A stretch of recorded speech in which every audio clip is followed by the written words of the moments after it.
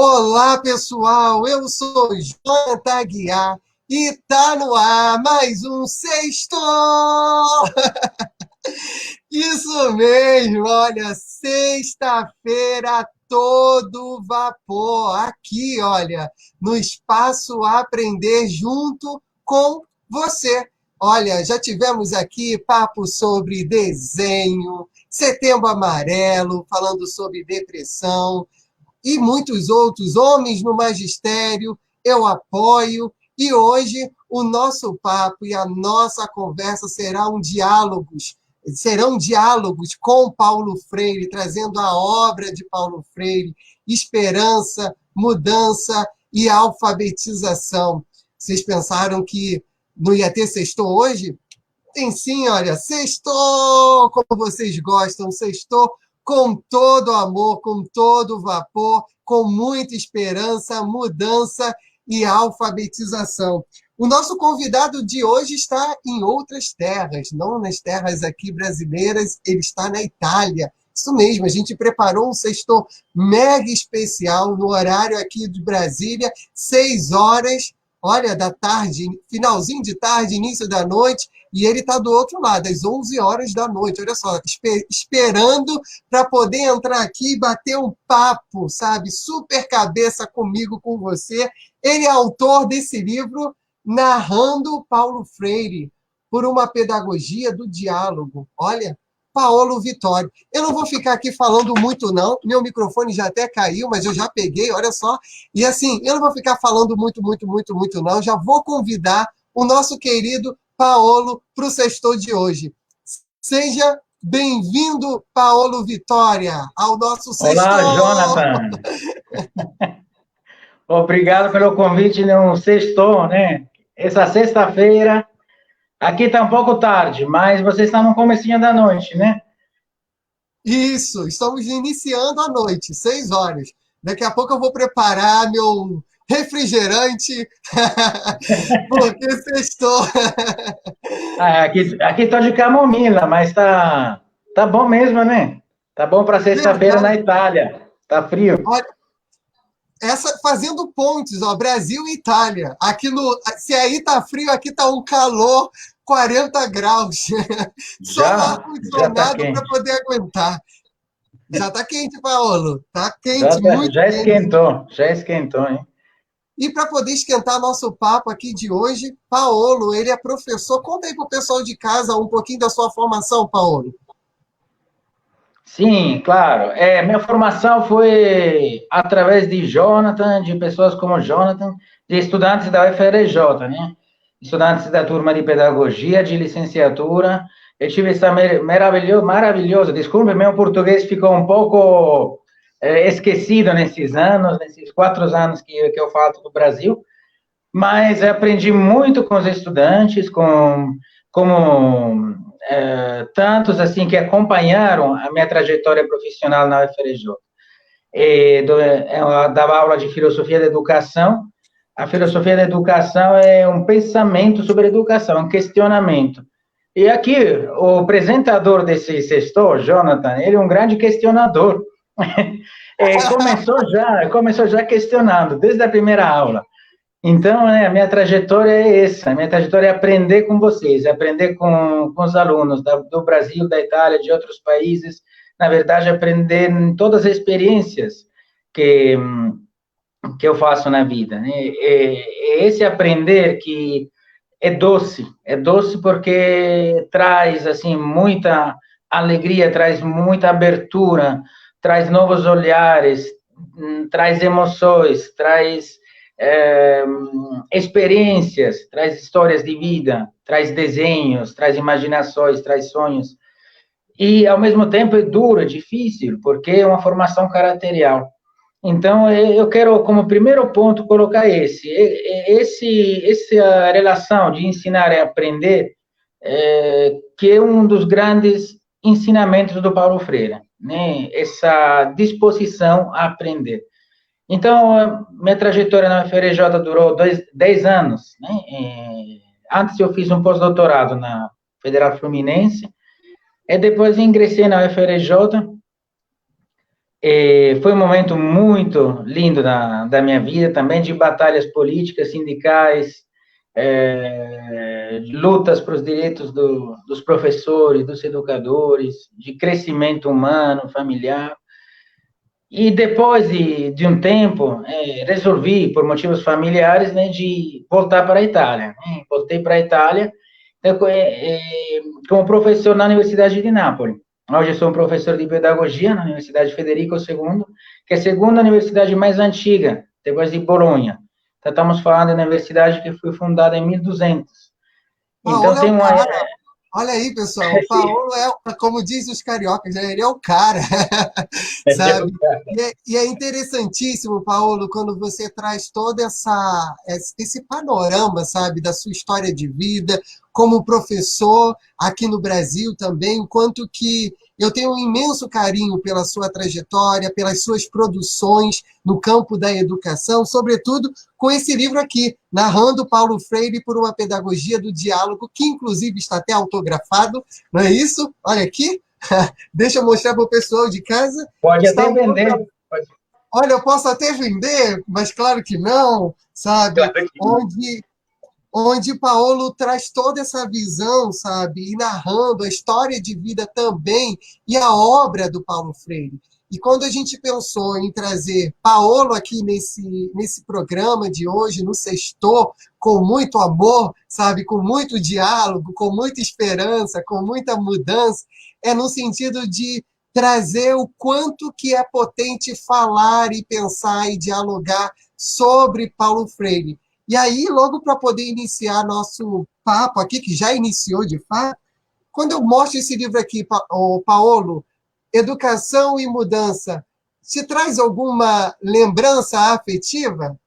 Uma memória afetiva? Olha, a memória afetiva, esse livro foi o primeiro livro que eu li em português. Foi o primeiro livro do Paulo Freire que eu li.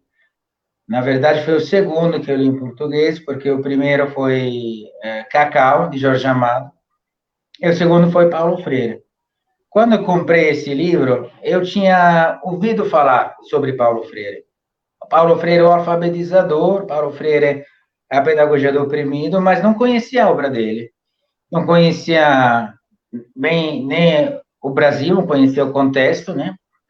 Conhecia algumas coisas que estava vendo, que estava entendendo, compreendendo, num mundo que para mim era novo, era diferente, era inédito. Quando abri esse livro, eu comprei esse livro numa livraria da Recife Antiga, sabe, em Recife, uma livraria de livros usados, né? Então, um livro usado, 1979, né? Acho que foi a edição desse livro. E abri esse livro, comecei a ler.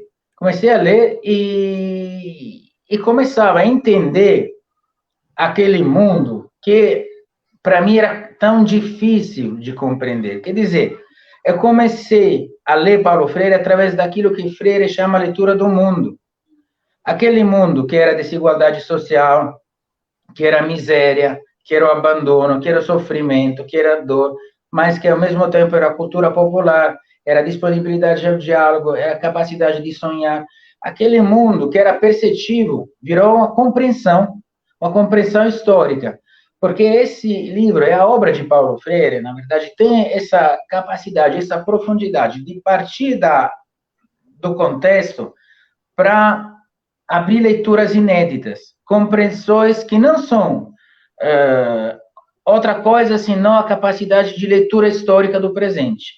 Então, entendi que aquela opressão, ela vem de um processo, que é um processo de colonização, que esse processo de colonização é um processo histórico, que esse processo histórico tem repercussões, tem um impacto na vida das pessoas, tem um impacto na vida social.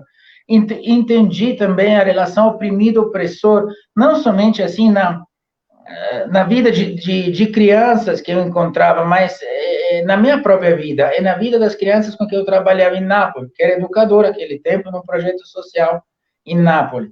Então, eu comecei a me alfabetizar politicamente. Às vezes, você falou de encontro, né? Às vezes você tem encontros que te mudam a vida. O encontro com esse livro, eu não posso falar esse livro, não posso falar esse livro, mas o encontro com esse livro mudou completamente meu ponto de vista, mudou completamente a minha perspectiva e reforçou uma sensibilidade que eu tinha com a educação, que foi crescendo ao longo do tempo. Esse livro ainda está trabalhando em mim, entendeu? Então, Educação e Mudança também é um título que é um programa, na verdade, porque essa mudança continua atuando na minha vida, continua atuando assim, naquilo que Freire diz. O conhecimento, ele não é absoluto, o conhecimento é relativo. Pelo mesmo fato de ser relativo, se supera, né?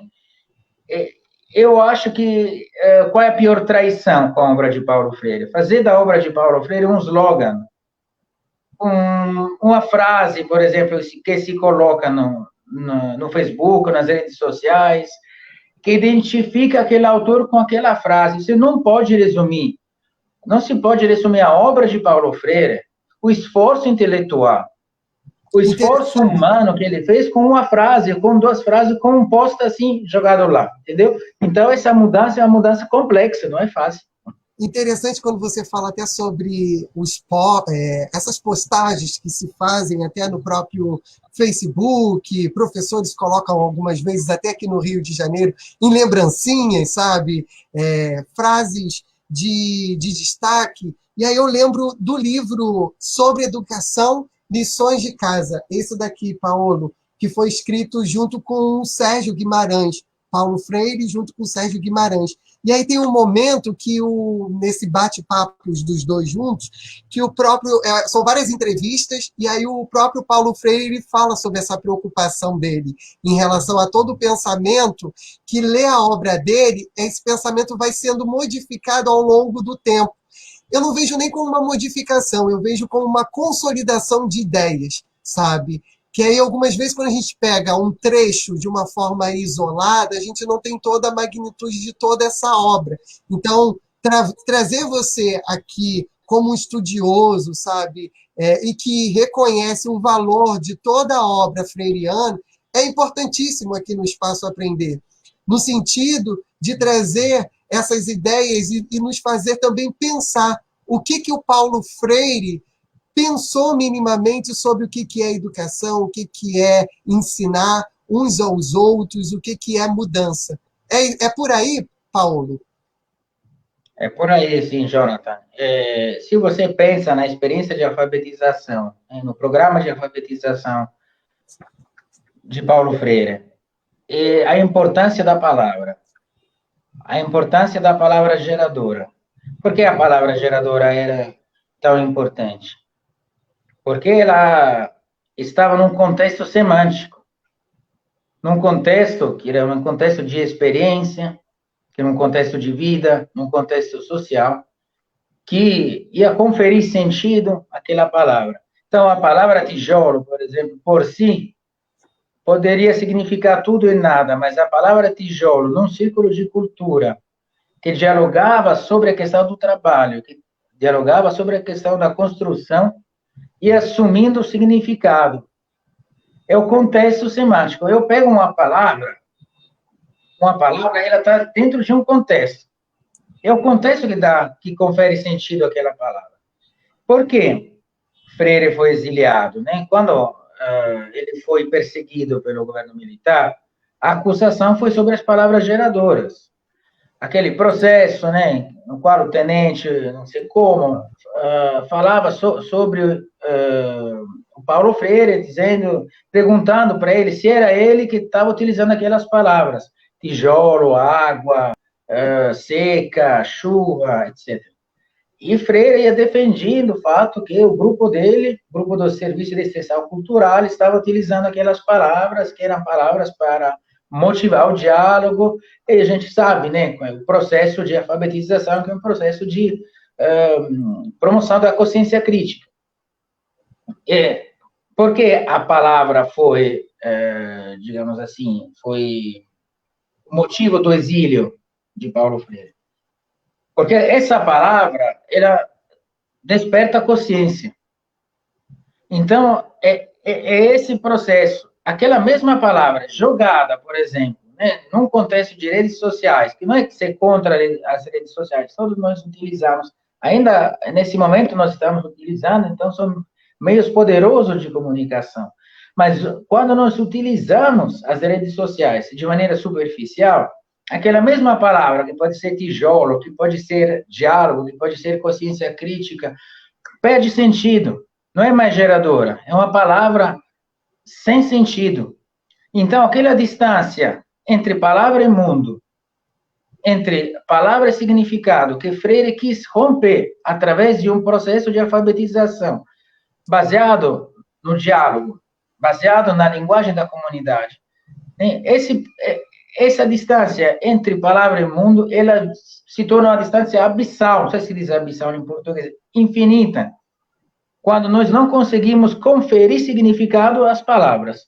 É isso que está acontecendo. Então, isso pode acontecer também com a obra de Paulo Freire, porque uma leitura superficial ou uma leitura fragmentária, né, fragmentária da obra dele, que tem sua organicidade, essa organicidade propriamente na história de vida dele também, por isso narrando Paulo Freire,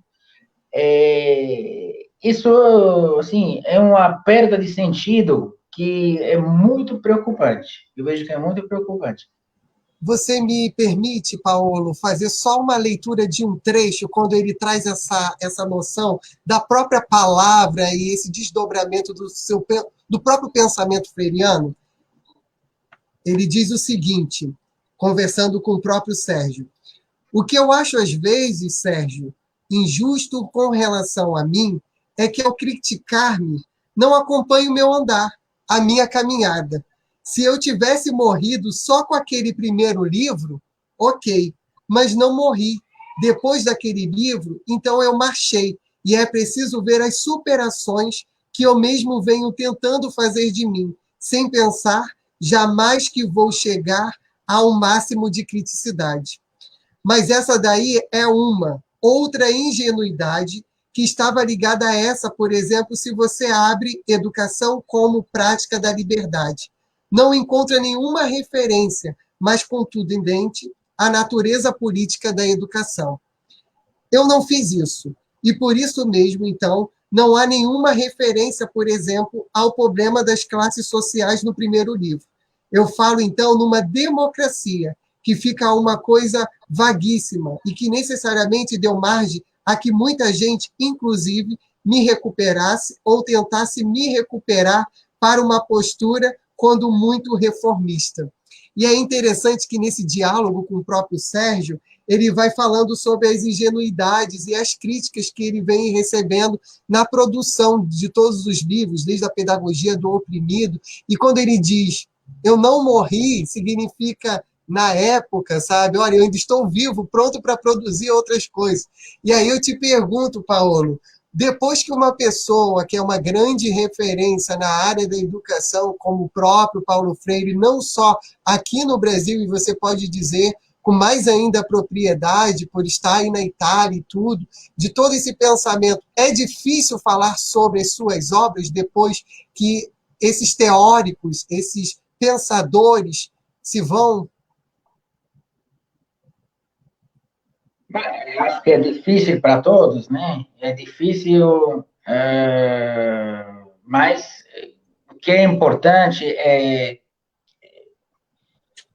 destacar que é o próprio ponto de vista sobre um autor. Esse é meu olhar sobre esse autor. Esse não é aquele autor, é meu olhar sobre esse autor. Mas para ser o meu olhar sobre esse autor, tem que ser um olhar sobre um objeto de conhecimento que, de alguma maneira, assim, eu consigo entender, compreender através de uma leitura rigorosa. Eu vejo que isso falta. Vejo que isso falta, então é óbvio, é justo que cada um tenha seu próprio ponto de vista sobre diferentes elementos da vida, assim como sobre um ator como Paulo Freire. Mas eu vejo que esse ponto de vista, muitas vezes, é baseado no vazio, no nada. Pensamos também naquela expressão do Bolsonaro, a expressão recente, que definiu o Paulo Freire um energúmeno. se ele queria fazer uma crítica para menosprezar o Paulo Freire, poderia achar infinitos adjetivos, né? Afora daquele energúmeno, que é mais longe daquilo que é o caráter, o jeito de ser, a grandeza também do Paulo Freire. Foi um ser muito humilde, né?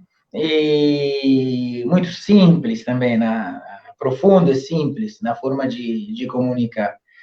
Então, essa condição, na verdade, faz com que o conhecimento vire conhecimento ingênuo, né? Um conhecimento que Freire definia ingênuo, e Freire o que buscava é a criticidade. Eu acho que todo o trabalho de Freire é sobre a consciência. Olha, eu acho, também pelo período que nós estamos vivendo, a condição do ser humano, em geral, é uma condição que é tendente a ser escravo. Somos escravos de paixões, somos escravos de violência, somos escravos de racismo, somos escravos de agressividade, somos escravos de situações como aquela que estamos vivendo, né? Somos escravos de uma situação, de uma pandemia tremenda. Nesse momento, somos escravos de isolamento. Freire, em Educação e Mudança, dizia: não somos ilhas, nós não somos ilhas, somos seres de relação. Agora nós estamos confinados em uma condição de ilhas. E ser uma condição de ilha é aquilo que pode nos salvar. Isso é um paradoxo incrível. É um paradoxo incrível que choca tremendamente com o pensamento de Paulo Freire. A época que nós estamos vivendo choca tremendamente com as ideias dele. Então, eu acho que nós vivemos uma condição de opressão no mundo. Não são os oprimidos, não existem os oprimidos, não, é o ser humano em si que tem essa tendência. Mas o que é? Qual é o trabalho? Qual é como posso dizer? A esperança também concreta, histórica de Freire, ela está na consciência. Tá? Através da consciência, nós podemos ficar livres dessas opressões, podemos ficar livres dessas escravidões. Não podemos ficar livres de uma maneira assim absoluta, mas temos aquele espaço de liberdade para entender o mundo, para entender a história, para compreender a nossa vida, para criar as relações, para mudar o nosso plano de vida. Então, é esse o trabalho de Freire. O trabalho de Freire é sobre a consciência. E tudo que ele produziu em termos de alfabetização, de palavras geradoras, de temas gerador, de diálogo, educação problematizadora, todos os elementos que ele trouxe são para a consciência. Então, agora nós vivemos uma época extremamente crítica, problemática, complexa. Estamos vivendo uma época em que a educação está nessas plataformas através da qual nós estamos dialogando. Freire dizia, né, ninguém educa ninguém, nós educamos uns com os outros mediatizados pelo mundo. Agora, o mundo que está nos mediatizando é a tecnologia. Então, é inevitável que hoje nós devemos pensar criticamente na tecnologia. Isso não significa negar a importância da tecnologia, mas ao contrário, entender as potencialidades no sentido positivo, no sentido negativo. Fazer uma reflexão sobre algoritmo, por exemplo, fazer uma reflexão sobre controle de dados, fazer uma reflexão sobre como se diz, surveillância, né? Meu português está ruim, né, Jonathan? Ah, não, mas dá para entender, muito bem. Fazer uma reflexão sobre aquelas que são atualmente as condições que pode nos escravizar, digamos, e através do conhecimento, através da consciência, ser livre. Essa é a relação oprimido-opressor, na verdade. Eu acho que é um conflito mundo-consciência. É um conflito. A pedagogia de Freire é uma pedagogia do conflito, antes de ser do diálogo. E para ser do conflito, que depois se torna uma pedagogia do diálogo, né? Não é um diálogo assim, é um diálogo É um diálogo intenso, sabe? É um diálogo intenso. Quando começo a olhar para a obra do Paulo Freire, sabe? Eu começo a olhar para a minha história de vida, Paulo. Você conhece um pouco da minha história, como uma pessoa que mora aqui dentro da favela, no Complexo da Pedreira, no estado do Rio de Janeiro, no Brasil, sabe? O primeiro da minha casa a chegar dentro de uma universidade pública e me deparo com quem?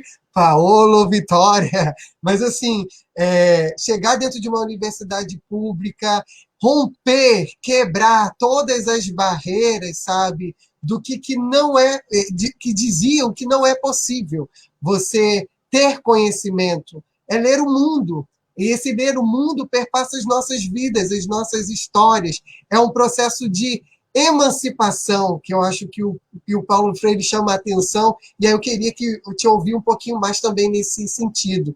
O quanto que a leitura, a arte, o conhecimento, sabe, muda e transforma essa conscientização.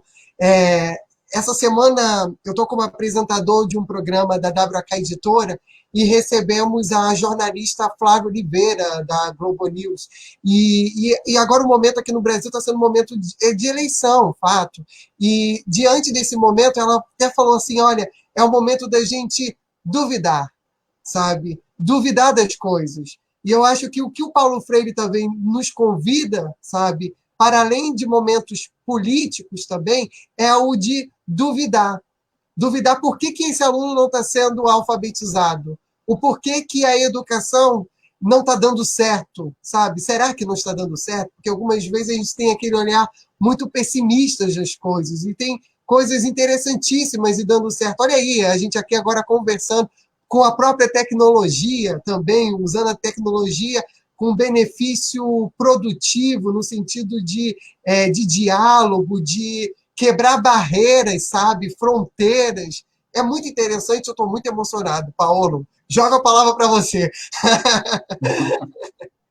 Mas, Jonathan, você falou da sua trajetória, algumas palavras só para dizer que, para mim, é uma grande felicidade, uma grande alegria te encontrar e ver o caminho que você fez. Lembro de você como aluno da graduação de pedagogia, e você, muitos também, alunos da UFRJ, eram alunos que colocavam em questão, né? Que colocavam em questão, que duvidavam, que duvidam, que problematizam. E o esforço que você fez também para ingressar na universidade, para acrescentar seu conhecimento, é um esforço material, é um esforço físico, é um esforço também desse esforço que você está dizendo de criar dúvidas, criar perguntas, criar questões. A pedagogia de Freire é uma pedagogia da pergunta, não é uma pedagogia de propaganda, digamos. É uma pedagogia de pergunta. Como é que a consciência cresce se não através da pergunta? Como é que o diálogo se abre se não através da pergunta?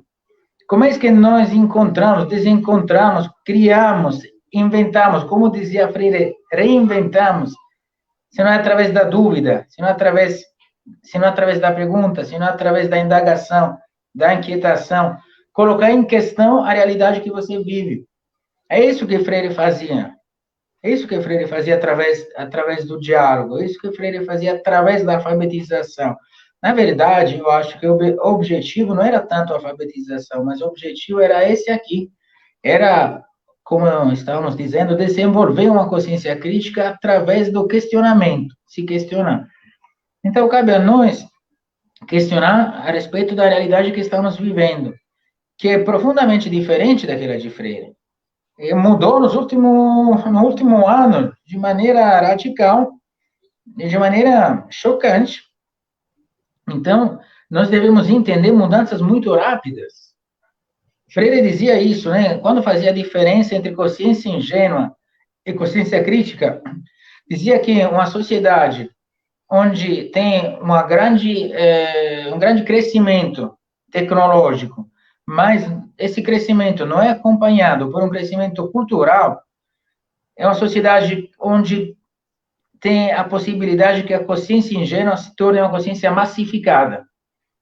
Ele fala de consciência massificada, se fala pouco disso quando se fala de Freire, né? Consciência ingênua, consciência crítica, mas tem também isso, consciência massificada. e que, em parte, nós estamos vivendo no nosso tempo. Uma consciência massificada, que cada um tem a sua subjetividade, cada um tem sua possibilidade de escrever, de postar, de ler, mas, na verdade, né, isso pode se tornar uma ação tão superficial que, no final das contas, assim, cria uma massificação da consciência. Então, aquela opressão, que é condição humana, né, ela continua sendo opressão. Então, digamos, a luta, podemos dizer isso, né, é exatamente aquela de colocar em questão, mas como? Não individualmente. Através do estudo, através do conhecimento, através do diálogo, através de viagem, através de experiência, através de aprendizagem. É disso que nasce a criatividade. Criatividade não é que seja uma questão do artista em si. A criatividade é algo que pertence a todos nós. Somos seres criativos, nascidos de uma criação, então nós somos criação, né? Somos movimento. Então, isso vai ao encontro da nossa natureza. A educação na escola, você me ensina, Jonathan, tem que ser, nesse caso não tem dúvida, tem que ser aberta à criatividade, particularmente quando nós falamos de crianças, falamos de adolescentes. Como é que pode jogar uma criança, um adolescente, atrás de um banco de uma escola por 5 horas, 6 horas, 8 horas, colados com aquele banco, distanciados um dos outros, só engolindo o que o professor está falando? Aquilo que Freire criticava como educação bancária, hoje em dia está ainda nas nossas escolas. O que significa ser criativo? Ser criativo significa perguntar: o que você acha disso? Né? O que você acha desse autor? O que você acha dessa poesia? Qual palavra dessa poesia, por exemplo, é mais emocionante para você? E por quê? É que você pode me contar sobre essa palavra.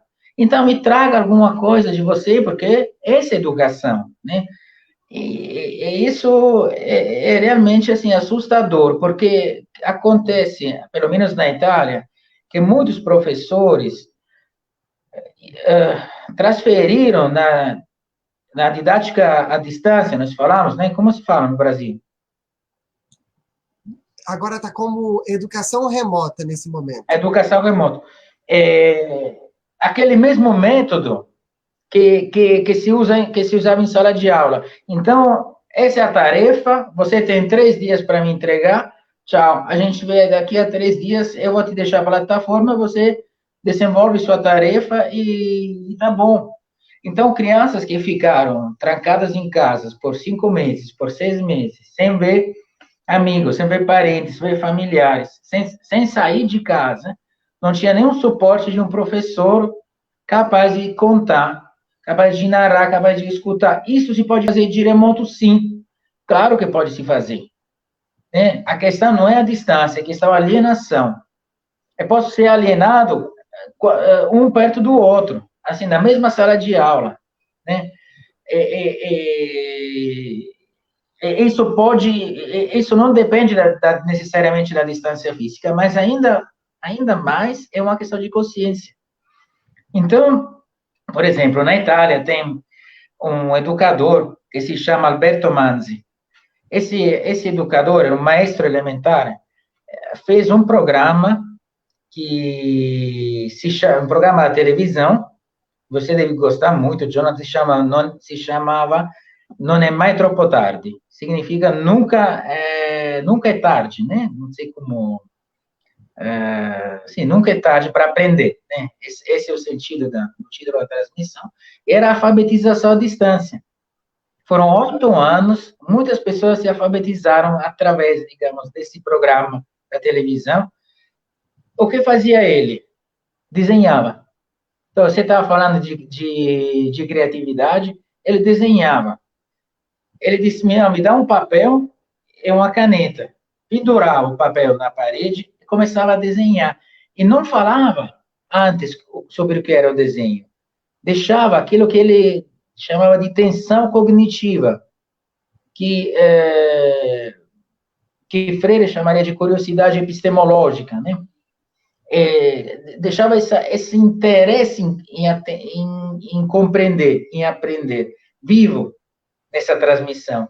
E de remoto foi capaz de estar próximo, até se emocionava, porque grupos iam lá na transmissão, até se emocionava quando as pessoas aprendiam a ler ou aprendiam a escrever. Qual foi o segredo dessa transmissão? É que tinha um programa de remoto, mas tinha também grupos, como círculos de cultura em Paulo Freire, grupos espalhados nas praças, nos sindicatos, nas igrejas, nos centros sociais, centros culturais, que trabalhavam sobre a aula que o Alberto Manzi fazia de remoto. Então, a questão agora, a grande questão que nós estamos vivendo, a distância, em presença, de remoto, em sala de aula, é uma questão que pode ser enfrentada também para entender o que é perto, o que é longe, né? E onde está a alienação? Porque a alienação é realmente essa distância consciência-mundo. O trabalho de Freire foi para romper essa alienação. Essa não necessariamente depende da, da presença física. Pensamos também, todos os programas de alfabetização foram feitos através da rádio. Pensamos na rádio educativa, né, nas rádios militantes também, nas rádios, assim, que defendem batalhas sociais. Nós temos infinitas possibilidades, né? Isso, mas também temos o risco, né? Temos o risco de não compreender criticamente essas mudanças que estamos vivendo. Então, Interessante, eu Paulo. vejo assim que... Sim, desculpa. Vai. Interessante, Paulo, quando você traz toda essa dimensão e de entender esses contextos, esses fazeres pedagógicos, ora utilizando uma TV, ora a transmissão via rádio, ou então os círculos de cultura, de trazer todos esses aspectos do processo do que é alfabetizar, do que é conhecer o próprio mundo.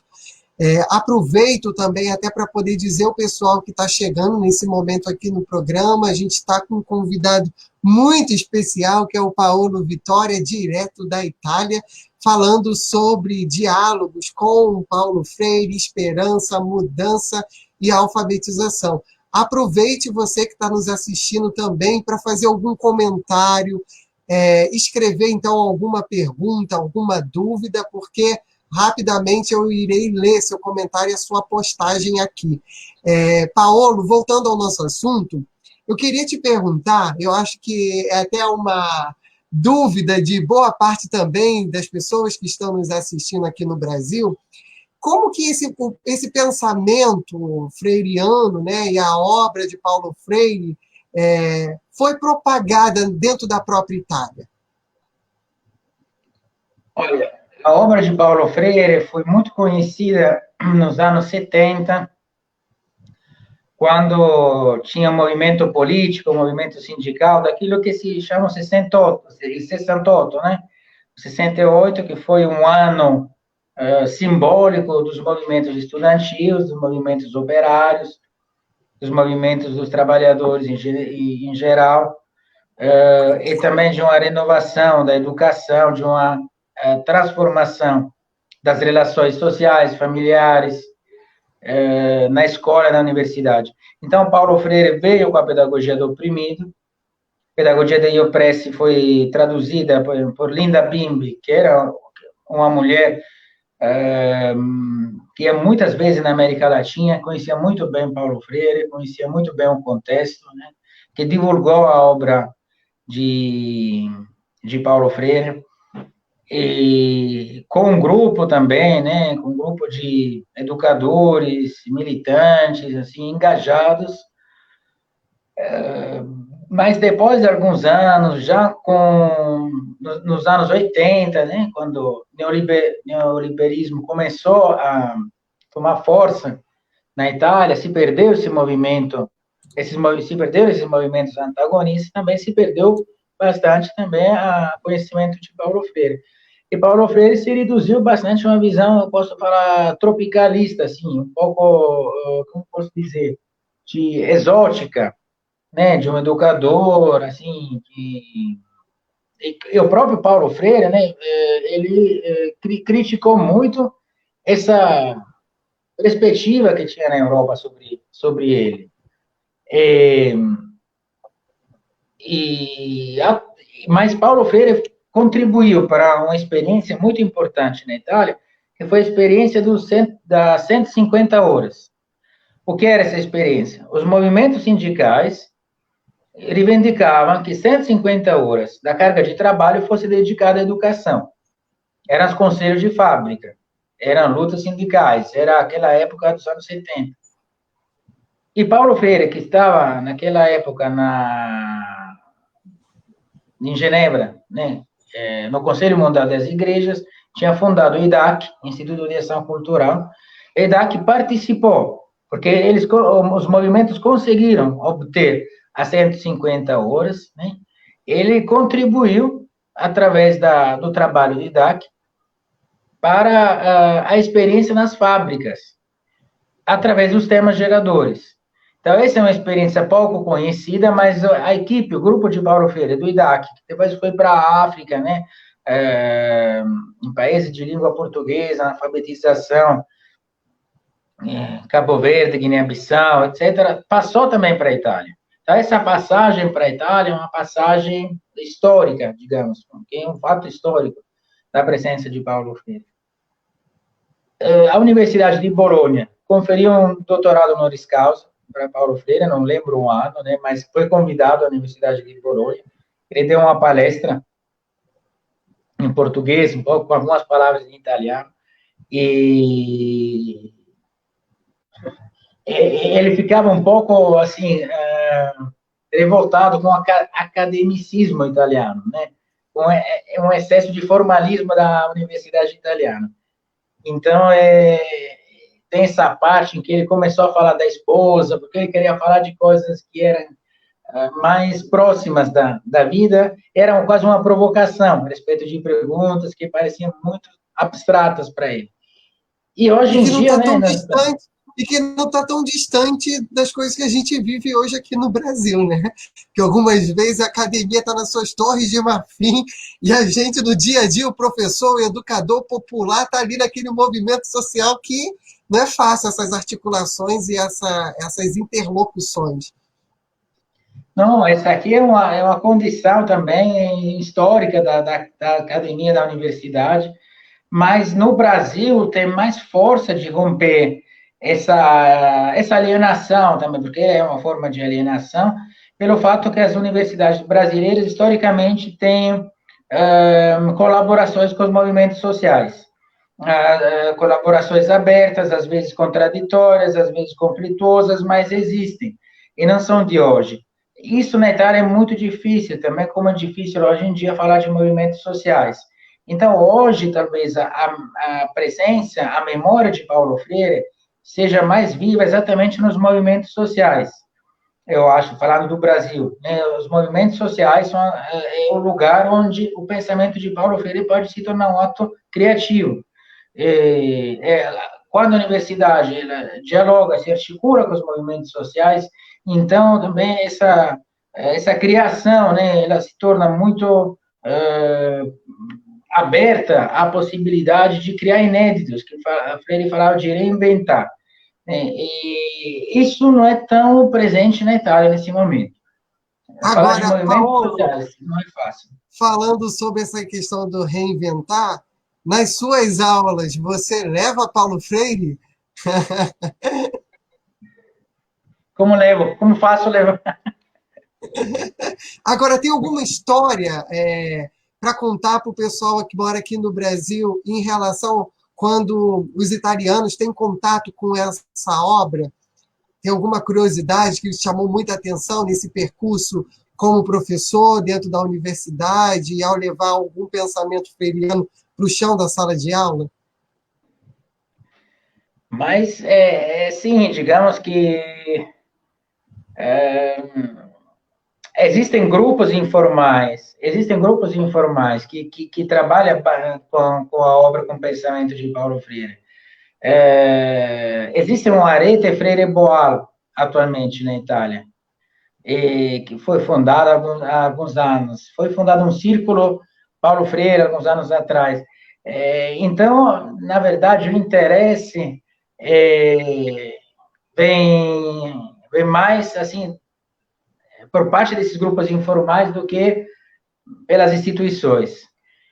Mas acho que isso é parte do pensamento de Paulo Freire, né? É difícil institucionalizar. Talvez não seja correto isso. Algum anedota, não lembro nesse momento, mas eu lembro uma coisa, quando entrei, uma das vezes que dava aula na licenciatura, no fundão, era uma licenciatura de química, assim, uma coisa que era química, biologia, todas as matérias científicas. Aí eu comecei escrevendo "Ninguém educa ninguém", né? Foi a primeira frase que eu escrevi, e a turma ficou revoltada, mas por quê? Se ninguém educa ninguém, não devemos, estamos aqui, né? Por que devemos aprender filosofia da educação? Porque que está fazendo você aqui se ninguém educa ninguém? Porque realmente, né? Era uma provocação, exatamente para pensar, para refletir, para ir além daquilo que é o senso comum na educação. Agora, a pergunta, né, que é para você, Jota. Você acha que ninguém educa ninguém? Você acha que realmente é assim? Você acha que o Paulo Freire estava certo? Qual é o seu ponto de vista? Olha, é um ponto de vista muito interessante, porque a gente pode ter diversos olhares sobre essa frase, Paulo, porque é uma É, frase que nos instiga, sabe? Entender os processos educativos. Eu vou te dar um exemplo aqui em casa. Eu tenho um animal de estimação, para quem me segue aí na rede social sabe disso. Eu tenho a Kiara. E aí eu paro e penso, será que a Kiara não está me educando, não? Ou eu que estou educando a Kiara? o que é, Sabe? cara? Onde está? Kiara Kiara é a minha cachorrinha, é minha cachorra. Ah, me pergunta a mesma coisa sobre o Conno, o meu cachorro, assim.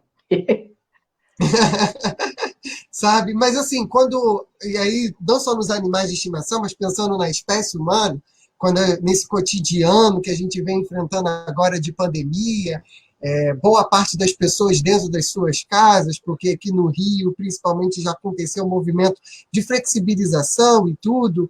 E aí, quem está educando, quem está aprendendo, quem está ensinando, sabe, dentro de casa agora?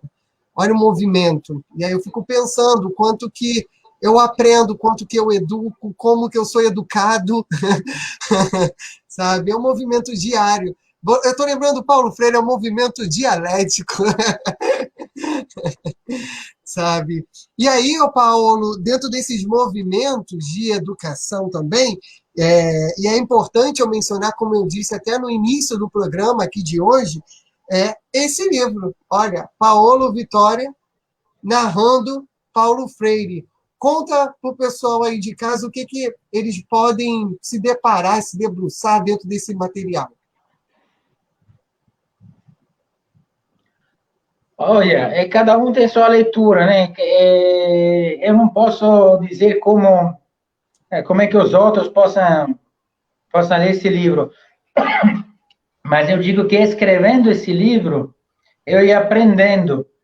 Esse livro, mais eu pesquisava, mais eu entendia, mais eu descobria, mais eu ia crescer humanamente, mais a minha consciência ia se abrindo. Então, foi um processo.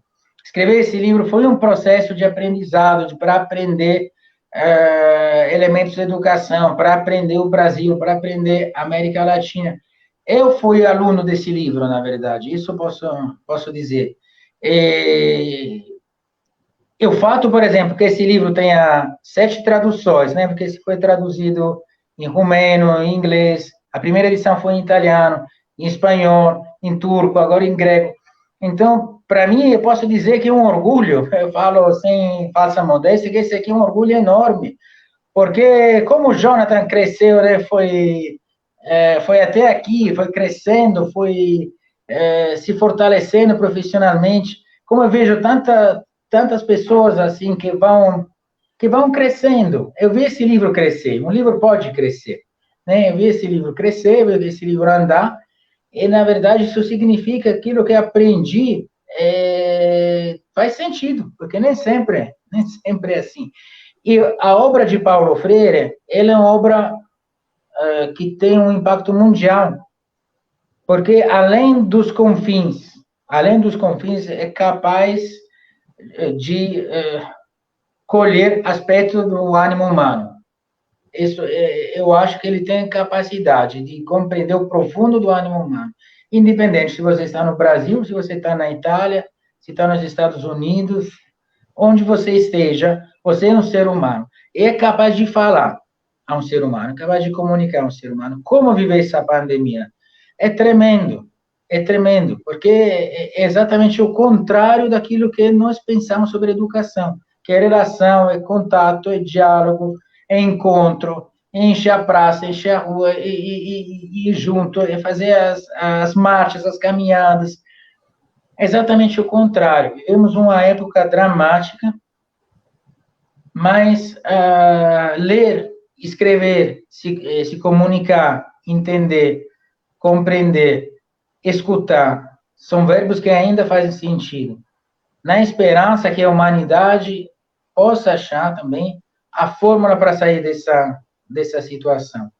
Essa pandemia que nós estamos vivendo, ela é uma emergência sanitária, mas é também, sobretudo, uma emergência social, uma emergência econômica. Então, não será somente sair da emergência sanitária, mas também daquela social, daquela econômica e daquela educacional. Acho que cada um cabe fazer sua parte, ler seus livros, escrever seus livros, escrever suas histórias, escrever sua própria história. Nesse momento, estou num momento de mudança, tanto que não estou na minha casa, né? É uma fase de transição, porque decidimos, por causa da pandemia, por causa daquilo que é a pressão que tem a cidade, né, de ir para um lugar mais tranquilo, né, onde possa ter uma terra, onde possa cultivar uma horta, onde as crianças possam brincar mais livres, onde possam se encontrar com outras crianças, onde possam ver as estrelas, onde possam sentir o cheiro das árvores, possam sentir o vento, possam... Olha, essas são coisas fundamentais, né? São partes da vida. Então, eu acho que chegou o momento de mudar o nosso estilo de vida. Paulo Freire ou não? Mudar o nosso estilo de vida. Não podemos continuar num sistema de produção e consumo, produção e consumo, produção e consumo, porque não leva a nada. É o momento de parar, é o momento de viver o que o mundo nos deu, né? E aí que nascem as possibilidades criativas, que deve nascer outra maneira de viver o mundo. Aquela faliu. Estamos na frente de um falimento. É muito duro de viver, mas eu espero que vamos achar caminhos, né? Vamos achar caminhos, tenho certeza que vamos achar caminhos. Estreitos, mas vamos achar. Paulo, tem algum livro novo vindo aí? Theo narrando Paulo Freire em inglês. Porque o Paulo olha, o Paulo é maravilhoso, olha, como ele mesmo disse, já tem a obra narrando Paulo Freire em diversas línguas. Olha, já combina, né? Paulo Freire, olha, é isso, deu super certo. O último livro que eu escrevi, Jonathan, é um e-book que se chama sobre educação remota, que é sobre a história do Alberto Manzi, aquele que fazia alfabetização através da televisão. São 3 diálogos. O primeiro é sobre a rádio, quando a rádio se faz educação, né? Sobre a rádio educacional. É um diálogo com o diretor de Rádio 3, que é da Rádio RAI, que é da Rádio Pública, que é uma rádio cultural. Ele criou, durante a pandemia, um programa que se chamava Rádio Escola, com vários programas, aprofundações, assim, em podcast. Muito interessante. O segundo é com Roberto Farnet, um diálogo com Roberto Farnet, que é professor da Universidade de Bolonha, sobre Alberto Manzi. estava falando, né? Sobre a alfabetização através da televisão. E o terceiro diálogo com Simone Pierani, que é um jornal do Manifesto, que é um periódico com o qual eu colaboro, escrevo, que é sobre a questão do algoritmo. Como na China estão utilizando educação remota ou outros sistemas para controlar professores e alunos. Então, a questão é que os dados hoje, né, são elementos de poder. E devemos estar muito atentos, muito cuidadosos, né, na maneira com que nós compartilhamos os dados, saber e ensinar o que é um algoritmo, como funciona um algoritmo para uma criança, por exemplo, que começa a usar Instagram, que já a criança começa a usar TikTok, começa a usar algumas das redes sociais. A questão não é fugir das redes sociais, mas saber que tem uma inteligência artificial que age naquela maneira. Isso pertence à educação remota também, porque na educação remota nós utilizamos essas plataformas. Então, mas esse aqui é um e-book, não tenho como mostrar nesse momento. E tem outra coisa, tem a tradução do Pinóquio e as Avessas de Rubem Alves. Isso sim. Isso sim. Se você vai me convidar, quando está pronto, aí a gente vai lançar, vai fazer um debate sobre Rubem Alves, e tem que convidar o Reuber. Ótimo, ótimo. Vai ser um papo magnífico. Reuber, Paolo, olha, falando sobre Rubem Alves. Vai ser um prazer, tenha certeza. O Sextou vai estar de braços abertos para recebê-los aqui. Porque você já faz parte agora do Sextou. Já faz parte do Sextou. Daqui a pouco eu vou lançar o desafio, sabe? De você traduzir o meu livro para o italiano. Me manda. Fechado. Me manda seus livros. Então, já estamos. Então, diga qual é seu último livro, Jonathan. Ótimo. Muito bom, Paolo. Olha, nosso programa já está chegando aqui ao fim já, olha. 7 horas. Meia-noite aqui? Aí já é meia-noite. Já está chegando ao final. Paolo, algumas palavras finais para o pessoal de casa. Algumas palavras finais para o pessoal de casa. Nossa, queria escutar algumas palavras deles, não tem como. Olha, peraí, deixa eu ver aqui.